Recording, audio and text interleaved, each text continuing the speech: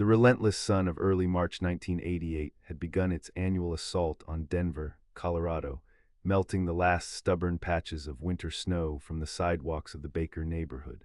For Thomas Tom Miller, 44 years old, a man whose life was built on routine and the sturdy bedrock of honest labor, these small seasonal shifts were his world. He was a man of habit. The rich, earthy aroma of brewing Folgers coffee at precisely 6:15 a.m., the distinctive rustle of the Denver Post being unfolded to the sports section, the rhythmic clink of his thermos being filled with lukewarm Earl Grey tea, and the quick, almost ritualistic peck on his wife Sarah's cheek before he headed out the door into the crisp morning air. Their modest two-story home, with its neatly trimmed lawn and a well-loved porch swing, sat on Ohio Avenue, a quiet, tree-lined street that epitomized the solid, working-class heart of Denver in the late 80s, a place where neighbors knew each other and waved. Tom worked for Miller and Sons Construction, a smaller local outfit that had been a fixture in the Denver metropolitan area for decades, handling everything from intricate residential remodels to robust commercial foundations. He wasn't an owner, just a dedicated foreman, one of the most respected on the crew, proud of the deep-set calluses on his hands and the intuitive way he could eye a complex blueprint and visualize the finished structure taking precise, tangible shape. His days were spent amidst the deafening roar of backhoes and excavators, the rhythmic thud of hammers striking nails with practiced precision, and the dusty, resinous scent of freshly cut lumber mingling with the earth. He loved the raw physicality of the work, the tangible, undeniable results of his strenuous effort, a silent testament to his dedication. But beneath the surface of his stoic demeanor, a quiet, insidious strain had begun to develop. The local housing market, while still steady, wasn't experiencing the explosive growth of previous years. Overtime hours were becoming increasingly scarce, a tightening squeeze on the family budget, and Sarah, a meticulous part-time bookkeeper for a small downtown law firm, often spoke with a subtle note of worry about needing to take on more hours to compensate, a quiet anxiety seeping into their evenings. Their daughter, Emily, was a bright, spirited 16-year-old, navigating the tumultuous waters of her junior year at South High School. She harbored ambitious dreams of going to Colorado State University, a future that felt both exhilarating in its promise and financially daunting in its reality. Tom carried the weight of that dream, a silent, heavy burden that often made him stare blankly at the flickering blue light of their Zenith television long after Sarah and Emily had retired to their beds. He'd sit there, the faint hum of the refrigerator the only sound breaking the silence, contemplating how to stretch their earnings to make ends meet, how to secure their daughter's future without ever letting on the depth of his anxiety. He wasn't a man who shared his worries easily, preferring to shoulder them alone, believing it was his duty to protect his family from such burdens, a quiet martyr to his responsibilities. On March 10, 1988, a Friday, the morning began like any other. Emily was a whirlwind of teenage energy, rushing to get ready, her Walkman headphones clamped to her ears, a tinny, muffled cassette of Bon Jovi or Def Leppard blasting into her own private world. Sarah, always the calm, unwavering anchor of their household, moved with practiced efficiency through the kitchen, preparing Emily's lunch with a precise, almost meditative grace. Tom, having finished his morning coffee and scanned the headlines, was already lacing up his worn, mud-caked work boots, the leather creaking softly with each movement, ready for another day. "Big day today, Tom?" Sarah asked, her voice soft and tender, perfectly accustomed to his morning quietude, a comfortable silence they had built over 2 decades of marriage. He grunted, a noncommittal sound that could mean either, "Yes, very busy," or "I'd rather not discuss it before sunrise. Got to get that foundation poured on the old Peterson lot up near Commerce City. The weather's holding clear, so we can't afford to waste a single good day, not with the deadlines we're facing." He leaned in, kissing Sarah briefly, a familiar, comforting touch on her forehead. "See you tonight, kiddo," he called to Emily, who offered a distracted wave, still lost in her music, heading out the door. He backed his Ford F-150, a reliable but increasingly rusty 79 model with an aftermarket camper shell, out of the gravel driveway at precisely 6:58 a.m. Sarah stood at the kitchen window, watching him disappear down the street, a fleeting, almost prophetic thought crossing her mind. She wished he'd be home a little earlier tonight. It was Friday, after all.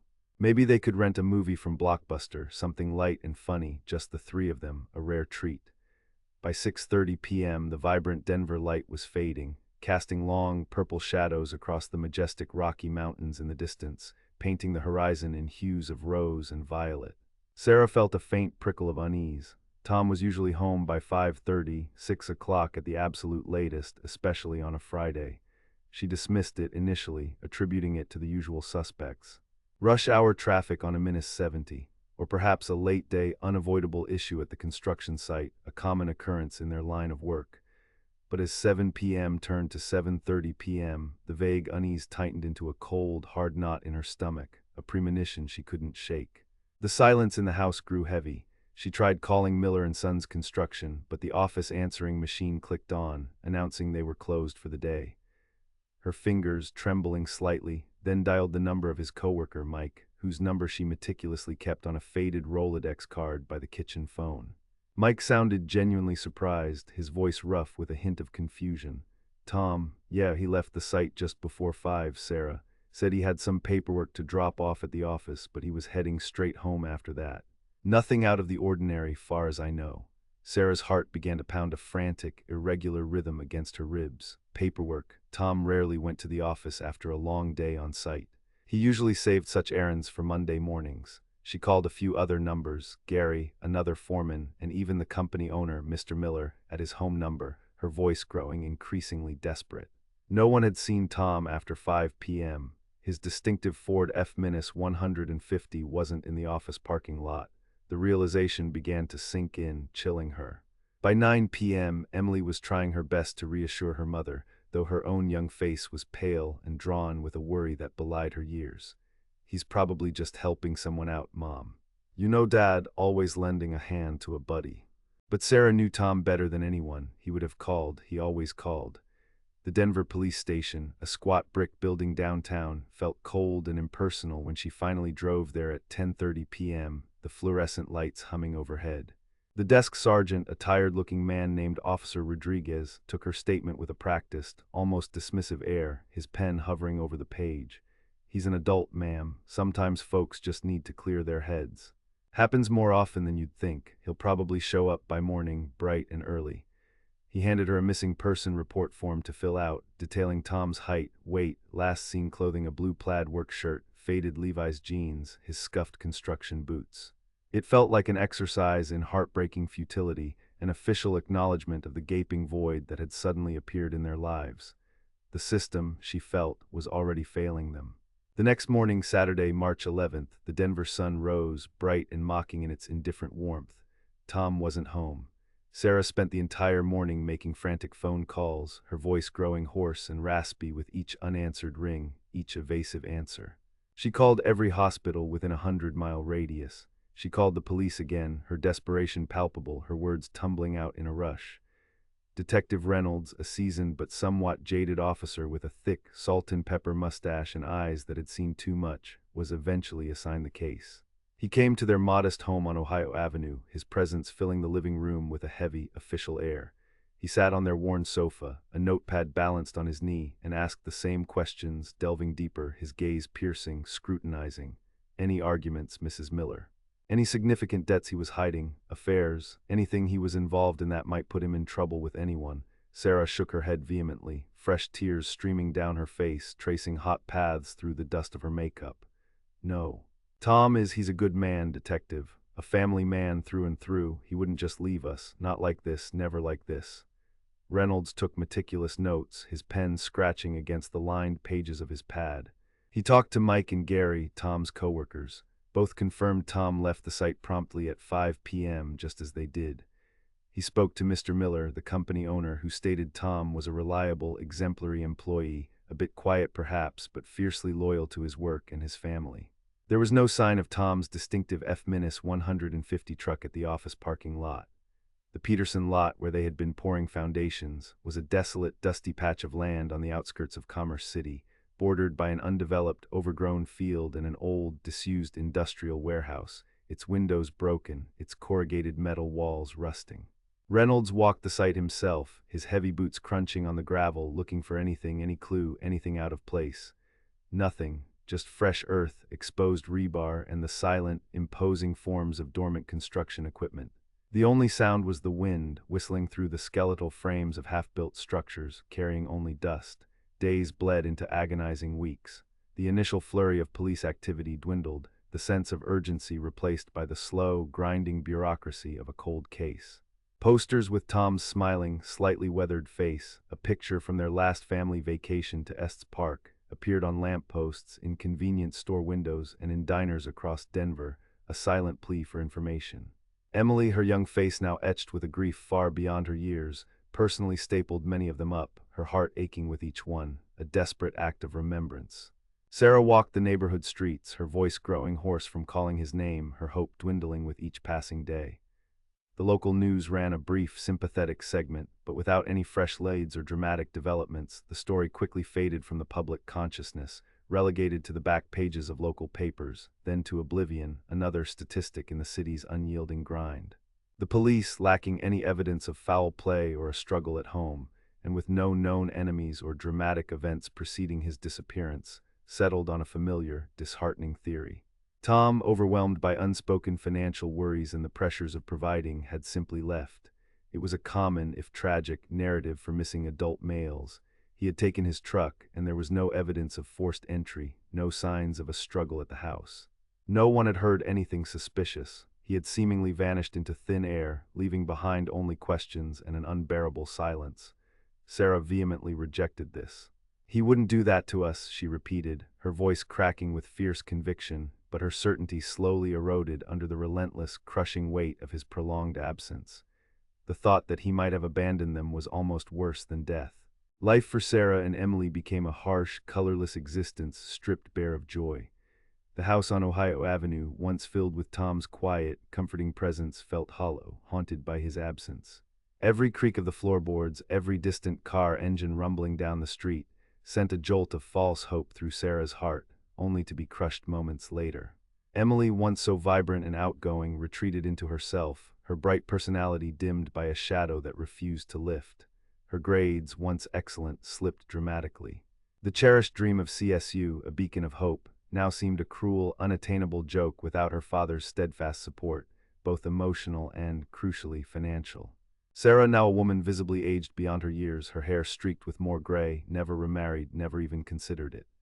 She kept the missing persons file, a thin sheaf of yellowing papers, in a bedside drawer, pulling it out occasionally in the dead of night, tracing Tom's smiling yet haunting picture with a trembling finger, whispering his name into the darkness, a desperate prayer. Detective Reynolds retired a few years later, the Miller case a cold file among hundreds, another perplexing, unsolved mystery haunting his final years on the force, a ghost in his memory, a perpetual nagging question. The Peterson lot, the desolate, dusty site of Tom's last known whereabouts, remained undeveloped, a forgotten patch of urban land, its secrets buried deeper under years of neglect and an ever-thickening carpet of weeds and scrub brush. It was late summer, the year 2000. 12 years had passed since Tom Miller had vanished without a trace. Denver was a different city now, a bustling, expanding metropolis. The old industrial area near Commerce City, once dotted with forgotten lots, aging warehouses, and pockets of wild, untamed land, was now a prime location for ambitious redevelopment. A new company, Summit Ridge Properties, had acquired the Peterson lot, planning a modern, sleek mixed-use complex, upscale apartments towering above vibrant retail spaces, a symbol of Denver's onward march and relentless growth. Excavation work for the new foundations began in earnest. The deep, guttural rumble of heavy machinery echoed across the sprawling site, displacing decades of undisturbed earth. On a Tuesday morning, August 22nd, a young, eager construction worker named Danny Rodriguez, operating a powerful mini-excavator with practiced skill, was meticulously digging a trench for a new drainage pipe. He was working along the forgotten, overgrown boundary of the lot, right where it met the crumbling wall of the old disused industrial warehouse, a place that time had seemingly forgotten. The ground there was particularly stubborn, compacted earth mixed with ancient layers of discarded construction debris, concrete shards, and rusting metal. Danny had been digging for about an hour, the sun already high and hot in the Colorado sky, when his excavator's heavy steel bucket scraped against something unusually hard. He thought it was merely a large, deeply embedded rock, or perhaps an old, buried piece of discarded machinery from a previous era.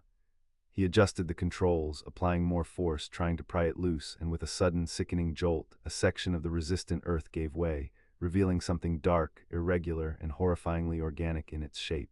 He immediately paused the massive machine, its engine idling with a low growl, hopped down from the cab and walked over, wiping a bead of sweat from his brow with the back of his hand, curiosity mixing with a nascent sense of dread.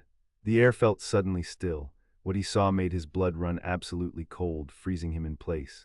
It wasn't a rock, it wasn't rusted metal. It was undeniably a human skull, partially exposed, its empty eye sockets staring blankly up at the bright August sky, a silent scream frozen in time.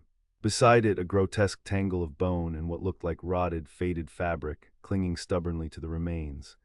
Danny stumbled back, his breath catching in his throat, his heart hammering a frantic rhythm against his ribs. He yelled, a primal guttural sound of shock and horror that pierced the ambient noise of the construction site, bringing the foreman, a gruff, grizzled veteran named Bill, running with a look of irritation that quickly melted into profound alarm as he took in the scene. "What in God's name, Danny, what's all the ruckus?" Bill demanded, then followed Danny's horrified, pointing gaze. His face, usually ruddy and weather-beaten from decades in the sun, went ashen, all color draining from it as he processed the grim discovery. "Holy hell, get everyone off the site, stop all machinery, call the police, now, immediately. No one touches anything." Within the hour, the site was swarming with Denver PD vehicles, their blue lights flashing, casting eerie shadows across the disturbed earth.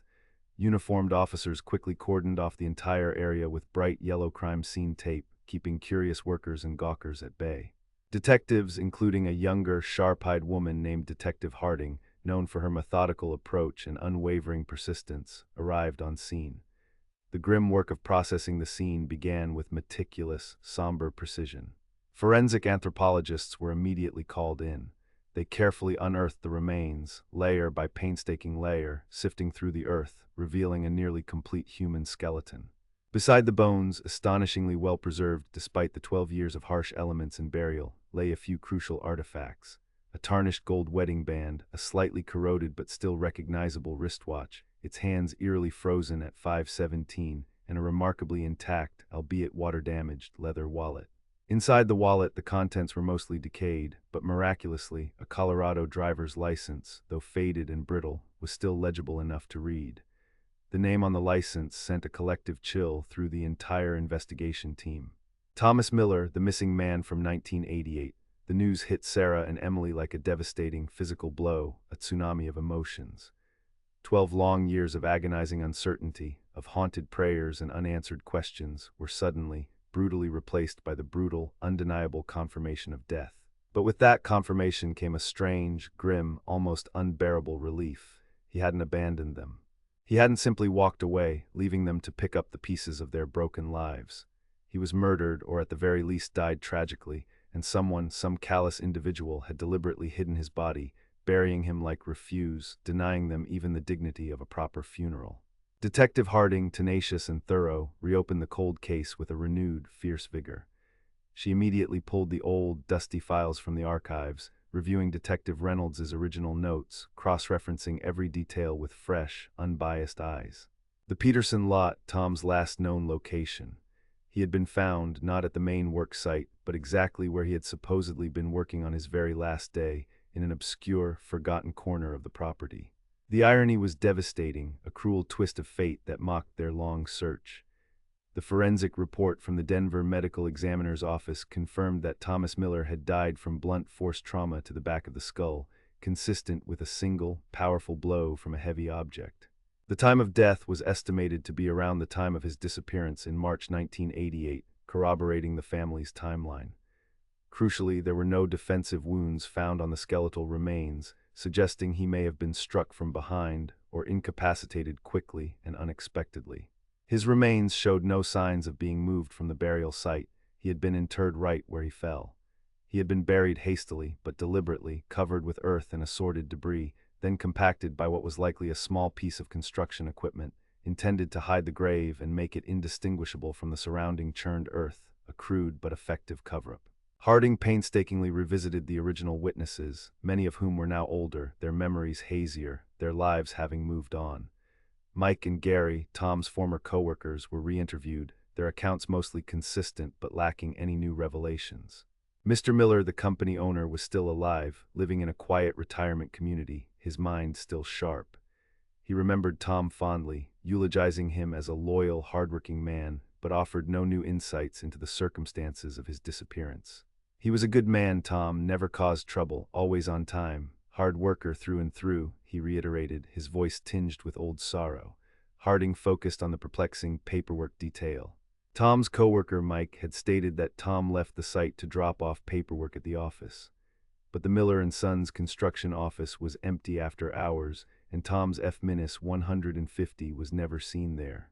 Why would Tom, a man of routine and honesty, lie? Or was Mike simply mistaken, conflating a common task with an unusual Friday evening errand? The discrepancy gnawed at her. She meticulously re-examined the site itself. In 1988, the Peterson lot was a sprawling, half-developed area, much larger and more isolated than it appeared now. The new foundation Tom's crew was working on was near the front of the property, closer to the main road. The disused industrial warehouse and the dense, overgrown field where Tom's body was ultimately discovered were at the very back, almost a quarter-mile from the main work area, shrouded by neglect and forgotten by the city. Why would Tom, after a long day of work, deviate from his path home and go all the way to that remote, abandoned corner of the property? And why would he be there alone, especially when his crew had already left for the weekend? Harding carefully hypothesized a few plausible scenarios, working within the strict confines of realism. 1. Accident and cover-up. Tom was involved in a tragic accident, perhaps with a piece of heavy machinery that had been left running, or a catastrophic fall in the neglected area. Someone panicked, perhaps a junior employee fearful of losing their job or facing criminal charges, and decided to bury him quickly to avoid responsibility, a costly lawsuit for Miller and Sons, or even murder charges. This was a strong possibility given the site. 2. Dispute escalation. An argument with a coworker or an acquaintance escalated beyond control. A fatal blow was struck in the heat of the moment, and the body was then hidden with desperate haste to cover the crime, a spur-of-the-moment act of concealment driven by fear. 3. Unforeseen criminal encounter. Tom stumbled upon something illicit happening near the secluded warehouse, perhaps a drug deal taking place, or illegal dumping of hazardous waste, and was killed to ensure his immediate, permanent silence. His truck was then stolen and driven away to throw off the scent, creating the illusion of a voluntary disappearance and a missing vehicle. The missing F-150 was still a crucial, lingering piece of the puzzle. Its continued disappearance, never found, pointed away from a simple on-site accident and more strongly towards a deliberate, orchestrated act of concealment, possibly involving the transport and disposal of the vehicle by the perpetrator. If it had been an accident, the truck would likely have been left behind, an obvious clue that should have been found. Harding painstakingly reconstructed Tom's final hours, interviewing old neighbors of the Millers again. A few remembered hearing a loud, distinct argument echoing from the direction of the Peterson lot around the time Tom disappeared, but they had dismissed it at the time as just typical construction noise or kids messing around, common occurrences. One elderly woman, Mrs. Henderson, a reclusive but observant resident, recalled seeing a dark-colored pickup truck, similar to Tom's, speeding away from the vicinity of the old warehouse late that evening, but her memory, after 12 years, was frustratingly vague and ultimately unreliable for precise identification. The watch retrieved from his wrist, its hands eerily frozen at 5:17. Could that be the exact, precise moment of his death? If so, it happened just minutes after he reportedly left the main work area. This supported the theory that he ventured to the very back of the lot for some unknown, crucial reason, directly after his shift. Harding delved deep into Miller and Sons Construction's employee records from 1988. Were there any unusual incidents, any employee grievances filed, any financial irregularities within the company itself that might hint at a motive? Nothing immediately stood out dramatically. The company was solid if a little old-fashioned in its record-keeping, a typical small business of the era. However, she discovered a critical detail. 2 workers from Tom's crew that day, a transient, often troubled man named Jesse Carmichael and a younger, known hot-headed individual named Ricky Chavez, had both left Miller and Sons abruptly and without explanation in the immediate weeks following Tom's disappearance. Jesse Carmichael, known for his erratic behavior and history of petty crime, had vanished without a trace. His last known address a cheap, run-down motel near Colfax Avenue that had long since been demolished and redeveloped, erasing his footprint. Ricky Chavez, on the other hand, had moved to Arizona a few months later, taking a similar construction job in Phoenix, seemingly fleeing his past, leaving Denver behind entirely. Jesse Carmichael proved almost impossible to trace, a shadow person in the fragmented records of the late 80s and early 90s, likely adopting a new identity, a master of anonymity. Ricky Chavez, however, was eventually located through diligent police work, a series of cross-state calls and database searches. He was now a tired, middle-aged man in his early 40s, still working in construction, living a quiet, unassuming life in Tucson, Arizona. Harding flew to Arizona, her gut instinct telling her this was a crucial lead that couldn't be ignored. Ricky was initially defensive, agitated, his eyes darting nervously, but as Harding presented the cold, hard evidence, Tom's body, the cause of death, the precise location of the remains, the undeniable truth, his carefully constructed bravado crumbled like dry earth under a sudden heavy rain.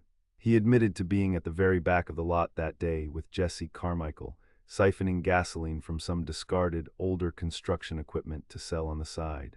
It was a petty, illicit side hustle they had been running for a few weeks, a clandestine way to make extra cash outside the books. Tom Miller, ever diligent, ever the stickler for rules and integrity, had apparently seen their trucks parked suspiciously near the old warehouse and, true to his nature, had gone to investigate. He found them in the act, stealing from his employer. He just started yelling, "Detective," Ricky recounted, his voice trembling years later, the memory still fresh and terrifying, the fear still etched into his features. Said he'd report us to Mr. Miller, said we were stealing from the company. Jesse was high on something that day, maybe crank. His eyes were wild and unfocused. He just snapped, completely lost it. Ricky described the horrific altercation in chilling detail. Tom, his face red with fury and disappointment, had threatened to call the police to expose their theft and drug use. Jesse, desperate, paranoid, and fueled by drugs, grabbed a heavy, rusty rebar cutting tool from the back of their truck, a tool usually used for heavy-gauge metal work. He swung it, detective, just once. Tom, he didn't even see it coming. He fell like a sack of bricks without a sound. Tom fell instantly, hitting his head again on some loose gravel, sealing his fate. Jesse panicked, his drug-addled mind racing. He made me help him, Ricky confessed, fresh tears streaming down his weathered face, a cathartic release after years of silent torment. We dug a shallow grave with a shovel we had in the truck, then used a small front loader that was conveniently left on site for smaller, quick jobs. We covered him up, trying to make it look like part of the general debris, like nothing had happened. Jesse then drove Tom's truck away, said he'd ditch it somewhere far away, maybe Mexico, then he took off. I never saw him again, and I never wanted to. Ricky, terrified beyond measure and now complicit in a murder, packed his bags a few weeks later, sold what little he owned, and fled Denver for Arizona, hoping to outrun his demons and the haunting memory of that day. The guilt had haunted him every single day for 12 long years, a suffocating shroud that never lifted. He had assumed Tom's body would never be found, that the terrible secret was safe, buried forever beneath the silent earth, a secret he took to the grave, almost. The confession provided a brutal, painful form of closure, but not true peace. Jesse Carmichael, the true killer, the man who wielded the fatal blow, was still at large, a malevolent ghost from the past. Detective Harding initiated a nationwide manhunt for Carmichael, utilizing every available resource, but the trail, after 12 long, unforgiving years, was impossibly cold. He had successfully adopted a new identity, disappeared into the vast, anonymous underbelly of America, a master of evasion, slipping through the cracks of a less technologically advanced time. For Sarah and Emily Miller, the truth, when it finally arrived, was a double-edged sword, sharp and unforgiving. Their Tom hadn't abandoned them. He had been brutally murdered, a senseless act born of petty theft and drug-fueled desperation, his life taken for nothing. The news reopened old, festering wounds, but paradoxically, it also allowed a different, perhaps deeper, kind of healing to begin. They finally understood, with heartbreaking clarity, what had truly happened to their beloved husband and father. They visited the redeveloped site, now a bustling urban complex with bright new shops and modern apartments, and found a small, quiet park bench, thoughtfully installed as part of the new landscaping, dedicated simply to the memory of Thomas Miller, a devoted husband and father. Forever missed, always remembered. The wristwatch retrieved from his skeletal wrist, its hands eternally frozen at 5:17, was carefully cleaned and returned to Sarah, a chilling, poignant memento of his last moments, a silent witness to his final breath. The gold wedding band, though tarnished by earth and time, was cleaned and polished, now a gleaming, powerful symbol of their enduring love and unbreakable bond. Thomas Miller, the quiet, hardworking family man, had finally been found, his long journey home concluding not with a joyful reunion, but with the stark, somber truth. But the man who took his life, Jesse Carmichael, remained a phantom, a living testament to the imperfections of justice and the long, lingering, suffocating shadows cast by a single, desperate, tragic act on a forgotten Denver lot 35 years ago. The case remained agonizingly open, forever whispering its final, frustrating question into the relentless Colorado wind.